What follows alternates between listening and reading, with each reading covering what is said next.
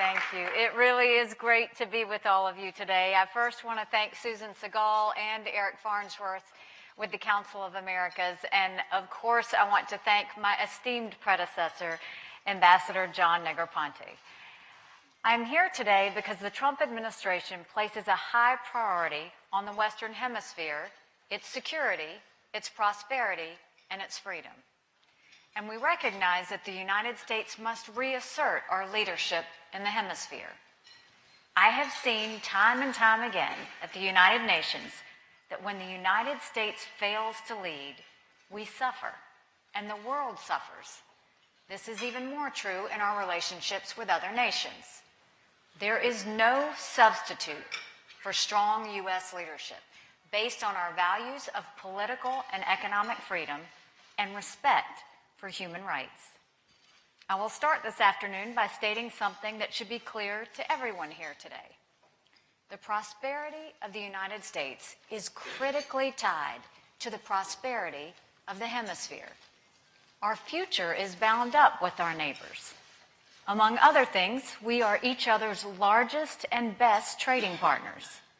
The United States sells more goods and services to our neighbors in the Western Hemisphere than we do to China, Japan, and India combined. While a lot of attention is placed on issues of trade with China, we should keep in mind that we trade nearly 3 times as much with the Western Hemisphere as we do with China. We are also dependent on each other for security. Stopping drugs, gangs, and terrorists from crossing our borders begins with deterring threats before they reach the border. And the principle that ties it all together is something else the United States has in common with most of our neighbors in the hemisphere: a commitment to freedom. When he spoke to the Summit of the Americas in Peru last month, and again at the Organization of American States yesterday, Vice President Pence called the Western Hemisphere the Hemisphere of Freedom. That's a great description of the Americas. The Western Hemisphere is increasingly dominated by countries that share our political and economic principles. The great human rights activist Natan Sharansky had a test for evaluating the freedom of societies that he called the town square test. According to Sharansky, if someone can walk into a town square and express his or her views without being arrested, thrown in prison, or beaten, then they lived in a free society.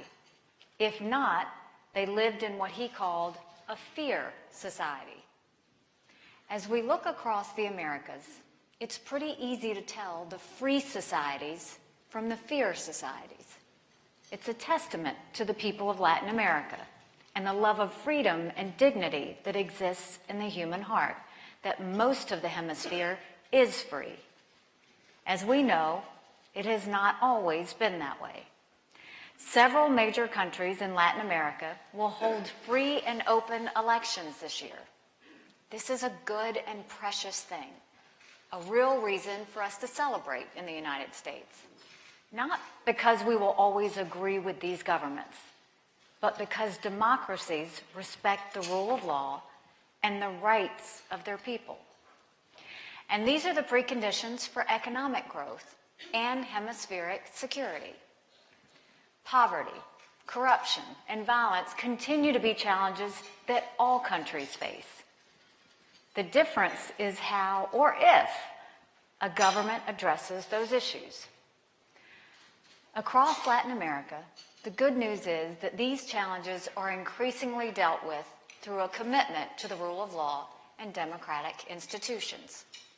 The region is far from perfection, but the progress is unmistakable. There is one other country having what it calls an election in just a couple of weeks. But unlike the other elections I mentioned, the quote-unquote voting in Venezuela on May 20th is being done only to provide a phony cover for a dictator, not to determine the country's legitimate leadership. Venezuela's economy and civil society has seen a cataclysmic decline under Chavez and Maduro. We have all seen the tragic suffering of the Venezuelan people. In a region where 31% of the people are poor, a stunning 87% of Venezuelans live below the poverty line. A full 90% say they don't know where their next meal is coming from. Venezuelans live in conditions today that they haven't experienced in over 100 years. Children are dying of malnutrition. Hospitals are without medicine and supplies. Once eradicated diseases are now reappearing. And the currency is next to worthless, with the inflation rates of up to an unbelievable 18,000%. The Venezuelan people no longer have a government. They are the unwilling victims of a criminal narco state. And it was only a matter of time before the Venezuelan crisis became a regional crisis. Now, the instability that began with the Chavez regime denying the economic and human rights of its people has spilled over Venezuelans' borders. Today, the Maduro regime threatens the peace and security of the entire region. What has been described as the largest displacement of people in the region's history is now taking place in Latin America. Since 2014, the United Nations estimates that 1.5 million people have fled the poverty and violence in Venezuela. These desperate people are being received by neighboring countries, but they are straining city and state resources in Colombia, Brazil, Peru, and elsewhere. This is a crisis that demands the attention of the entire world. The last few years of European history have shown the potential for uncontrolled migratory flows to create political instability. Even relatively wealthy countries have experienced political and social backlash from trying to absorb large numbers of migrants. And Venezuelans' neighbors are not wealthy. Colombia has taken in more than 600,000 Venezuelan migrants. Thousands more arrive each day, further straining a country that is struggling to implement its own peace agreement. The Venezuelan crisis has created an immediate need for food, shelter, and medical assistance. The United States is helping. More countries must do so as well. But Venezuelan migrants, like those from Syria and other countries, want more than anything else to be able to go home.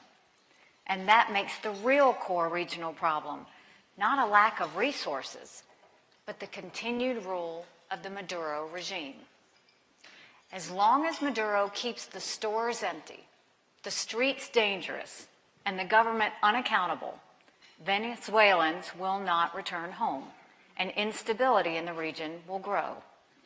The implosion of Venezuela has also exposed another serious concern in Latin America: the government of Daniel Ortega in Nicaragua.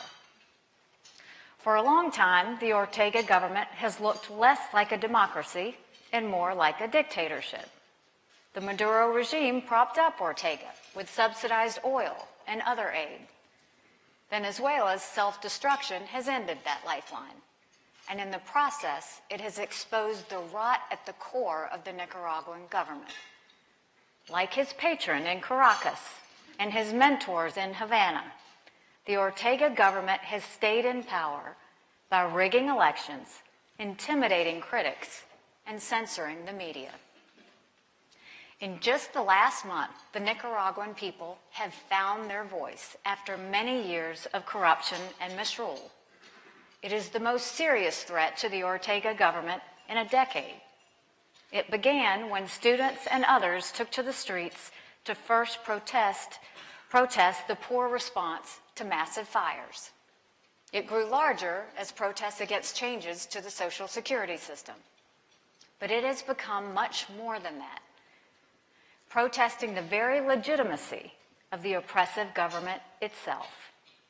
Police and pro-government mobs responded with lethal force. The government shut down independent radio and television stations, over 60 people were killed or are still missing, and hundreds were injured. The images of the violence are horrific. One journalist was killed, shot in the head, while broadcasting live on Facebook. Another group of journalists described masked men breaking down the doors of their radio station and dousing the studio with gasoline. The thugs then fired into the gas and ignited the whole building. Hundreds of thousands have demonstrated in response, demanding democratic reforms and calling for Ortega's resignation. For the first time in many people's lives, Nicaraguans are unafraid to openly express their desire for a real choice in determining their future, despite the very real threat of violence. The United States calls on the Ortega government to make good on its offer to engage in a national dialogue. All sectors of Nicaraguan civil society, the business community, the students, and the Catholic Church, to name a few, must be included. But talking is not enough. The real test will be whether the Ortega government will meet the people's demands for democratic reforms and transparency.